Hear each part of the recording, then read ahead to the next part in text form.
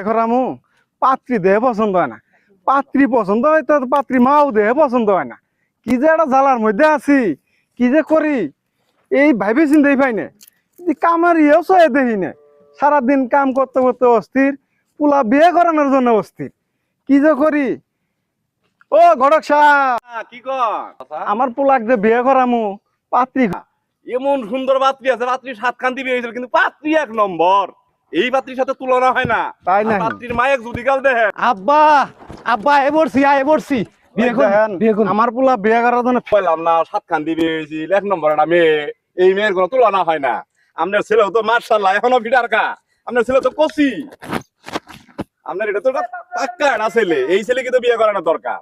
হাইডে যাম না বিয়ে করবেন হাইডে যাম না আব্বা কি একটা মুসিবতের মধ্যে পড়লাম। আব্বা। আপনার ছেলে তো এক নম্বর ছেলে, কারণে আব্বা আব্বা কারণ আব্বা কারণ আমি বিয়ে হাসান তাহলে আব্বা গো আমি মুরব্বী মানুষ এলে পাই।